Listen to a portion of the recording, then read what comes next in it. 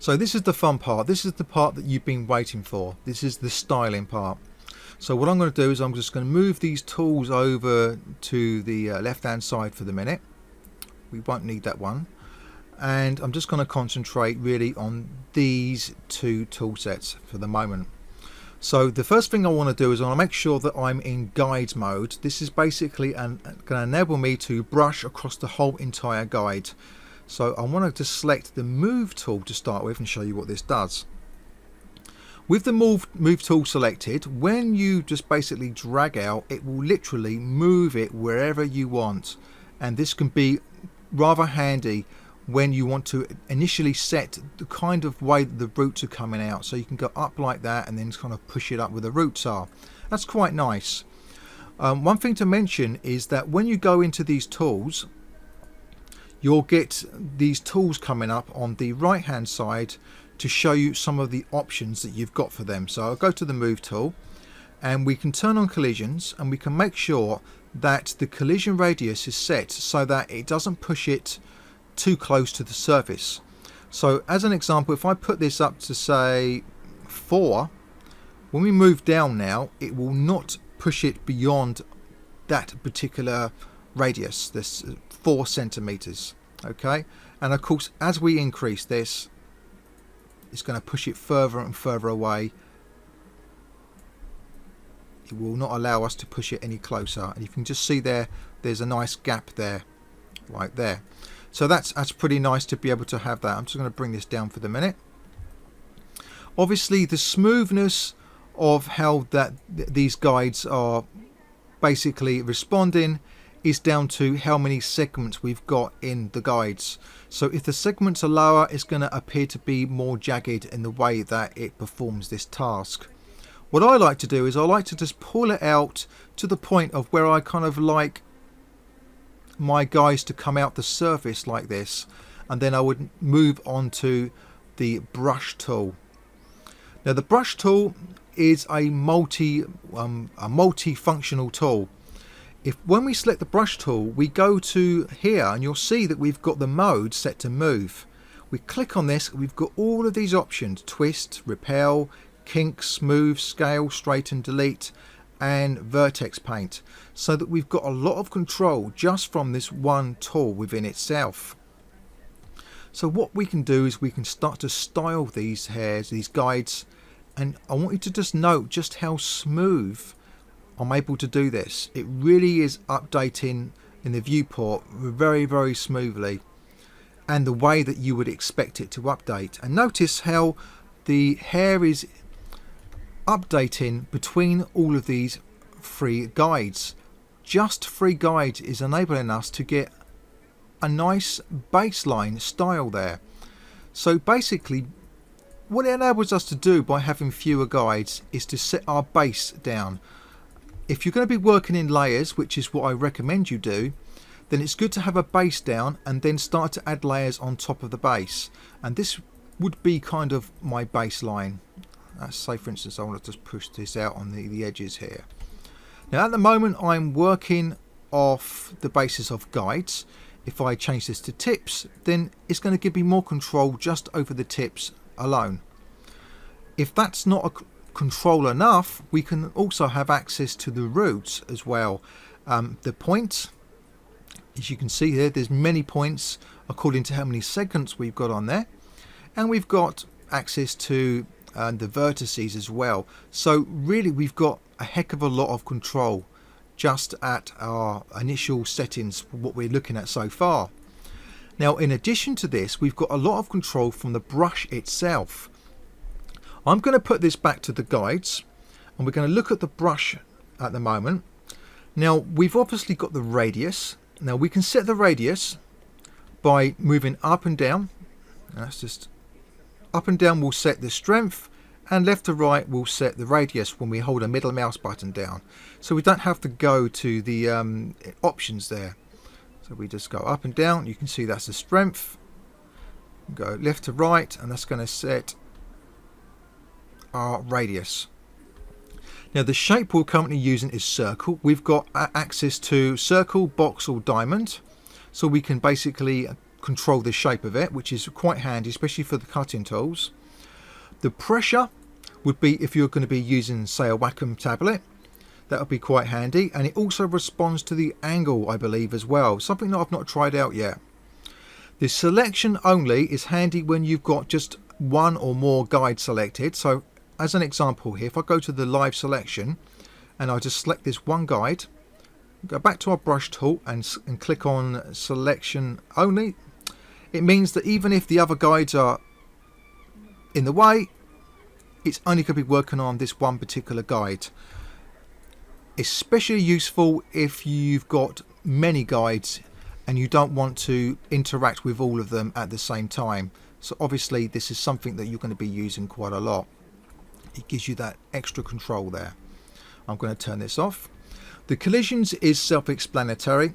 If you turn collisions on and you increase the collision radius, it will make sure that you will not be able to push it any closer than that collision radius. And you can see here that it just simply will not let me push it any closer than this. This is particularly useful when you're working with layers. So for instance, if I have layer 1 set at the radius of say 2.1, which is quite close, and then when I create a brand new hair object, I can make sure that my brushes are set to, say for instance, 3.1 centimeters. And what it will do is it will make sure that the new layer isn't going to intersect with the old layer. It's going to be just above it. So that's something that you can do, and something that I certainly do quite a lot of. Another thing that is quite handy is to be able to have control either linearly, you can see here, dome, bell, curve, needle, or you can have control by the curve. Now when you start to go to the curve, this is where things really do start to give you a lot of control. And let's just take this spline and I'm going to put this back to say a linear, and you just get a completely different feel to the way that it's working with the guides. So that's really, really nice to be able to do this. Okay, now let's move on to say the clump. The clump is something that we can control either from the actual the hair shader, hair material itself, or we can do it from the guides itself, or both. So if I want to apply this, all I have to do is simply click in the screen and just apply the strength, and it will start to apply the clump. Now the clumping, it may not work as well if you've got so few of the guides in place at the moment. But if we go to the hair object for the moment here, and we go to our guides, I believe, or is it in the hair? No, it's in the hair. We can choose to affect just the hair, and it's in the interpolation. We click on clump, and you can see here instantly that we get a nice clumped effect.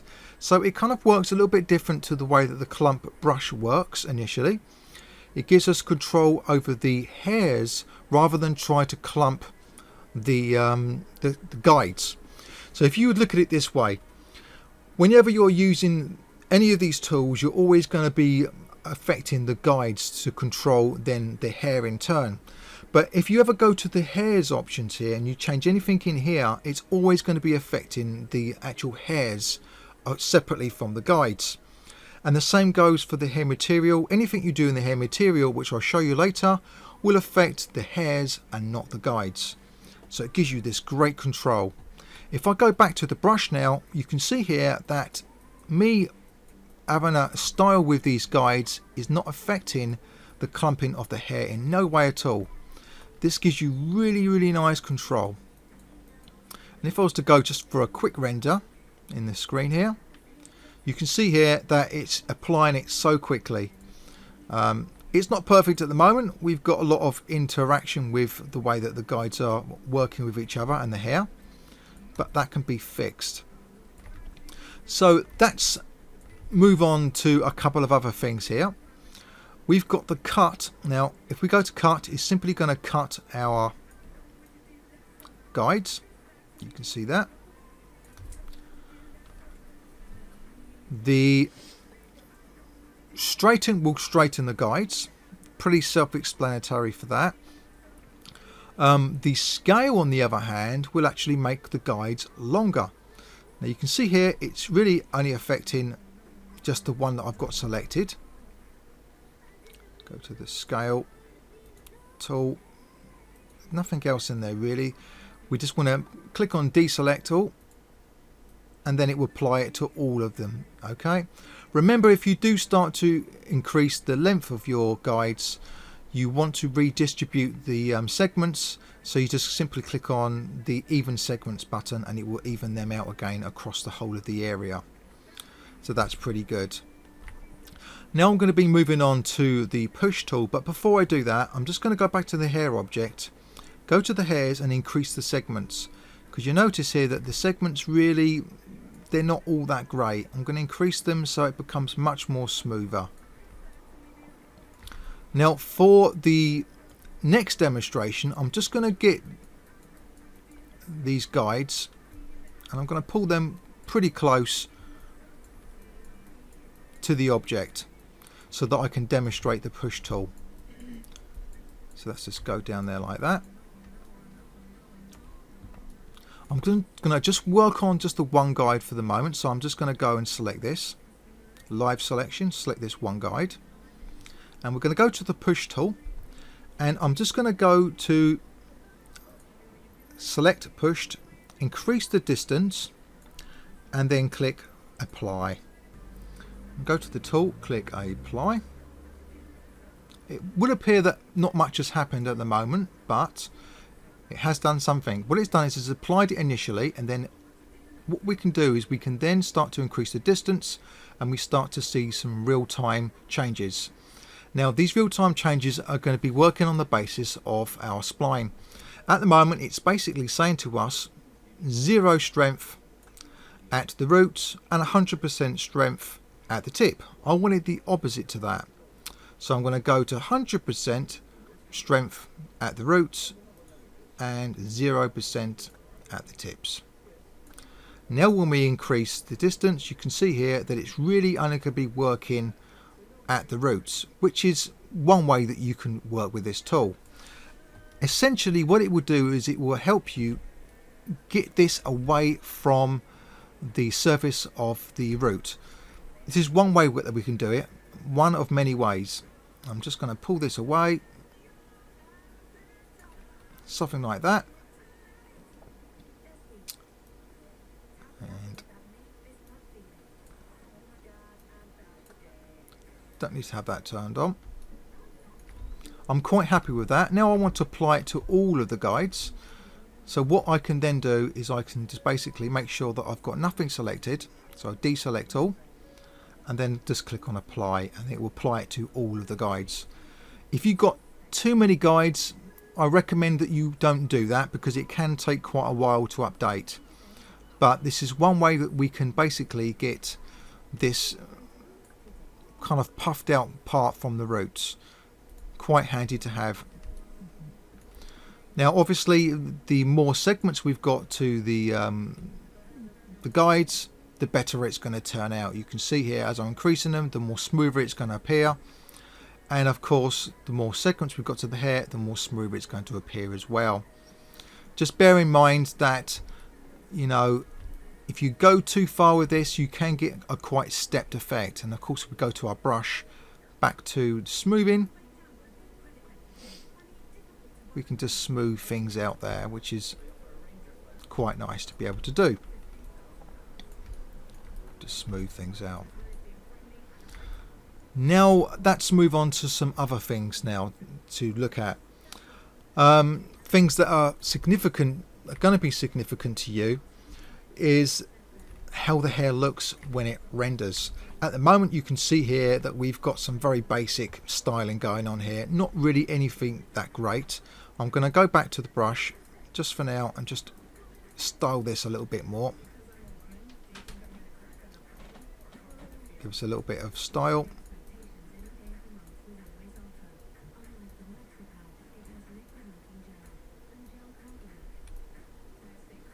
Okay, that'll do. Let's just pull this out. If you've only got a few guides, it's easier to puff out the guides like this. So initially, when we go for some deeper styling of this, if you was to use the tools that I've just showed you here between the different types of selections, for instance like the tips, the roots, the points or the guides, and you was to use the move, and primarily the move and the brush, and I find the push can be used as well sometimes, as I've already shown you. Use the live selection, you can pretty much get any style that you want. But what about if you want more layers? Well, that's easy to do, and it's the way that I would recommend that you work within Cinema 4D. Now that's to have basically layers. So that's going to go back to the sphere object for the moment here, and I'm going to go to the live selection, in fact go to our normal selection at the top here, select polygons. What I'm going to do is I'm going to select another strip of polygons across here. Okay, just that strip will do. Make sure that you don't have your previous tag selected, otherwise it's going to add to it. And then we're going to go to selection and then set selection. You notice that another selection tag has now been added. Now what I can do is I can go to my hair object, hold down the control key, drag, and I can duplicate the hair object. Now this hair object currently is going to be exactly the same as the previous one. But what we do is we go to the guides and we drag and drop the new selection tag into the link for the guides. And you notice that it's created exactly the same style of hair, but it's put it in a new location. But what you don't see is you don't see the guides move into that new location, just the hairs. To fix this, we just simply go to the editing of the guides and then click on reroute. And then what we have is we have the guide set in the new location for that selection set. The beauty about working this way is that we can turn off these individually and work on them one by one. So we can work on, say for instance, these hairs, and then we can work on these hairs at a different time. What I like to do is I like to have the hairs different layers, different colors. So what you can do is you can go, when you select one of these hair objects, to the basic tab, and then you click on use color on, and then we select a color, say for instance blue or something like that, and what it will do is it will apply the color to the hair. And this is very, very handy to be able to have this happen when we're working on this. So we just applied it to that layer. Let's just go to the other layer, which is that, and we do the same thing, use color on, and we select a color, and we turn them both on, and now we can see the difference between the different layers, and it enables us to really get in there and sort out what we want to happen between the layers. We can see how they're going to basically interact with each other. So in this particular case, I want to work just on the pink ones here. So what I can do is I can just go in there to the brush tool, pull these out,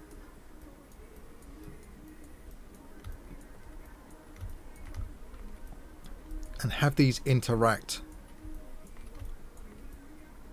with the hairs that are underneath. Maybe pull them so they're kind of in between the two. Hopefully you can see where we get the control from by doing this. And of course we can go to our brush and then go to our smooth and then just basically smooth it out. We can smooth all of these out. And then we just go for a quick render, and you can see here that just its default settings for the moment, this is what we get. It's a very controlled style. Now obviously the clump is set quite aggressively, so we could obviously go into this separate hair object and then change the clump just for this hair object. So for instance the interpolation, we can make sure that maybe we've got a bit of clumping going on at the roots, or maybe the tip, it kind of clumps a little bit there. If we want to add another knot, we just hold the control key, and then we can have what's going on in between the guides. So we can have it basically clumping out like that, and then basically coming quite close together at the ends again like that. So we've got a lot of control over the clumping for this, and that's before we even go into the hair material itself, where we've got even more control over the clumping of the hairs. So the next thing I want to take you into, as far as the styling goes, is into the hair object itself, and I just want to go to the cloning. The cloning is basically going to give us an interpolation of hairs based upon the hairs that are already there, and it will basically clone them to give us more density to the hairs. Of course, we can go to the hair count and increase that, but I found that when I increase the hair count, what it tends to do is it tends to give us a bit of interaction between the hair guides, intersection, and it doesn't look quite nice on the specular highlights. So I like to have a balance between the hair count and the hair clone. Now if we set the roots, what it will basically do is it will stop the roots from coming out when we apply dynamics. What we can do is we can pull the roots slightly away from the original roots. If I just click clone once, we've gone a little bit closer there, and I increase the root. You can see here as I increase the root, it's going to pull further away from the rest of the roots. You can see there. Okay, so a level of, say for instance 5 centimeters, it will just basically pull those clones just a little bit further out from where the original hairs were. And the same goes for the tip.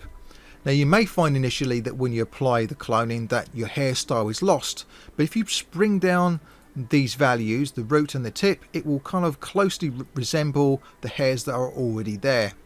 And of course, you've guessed it, you can also control this on the basis of the spline.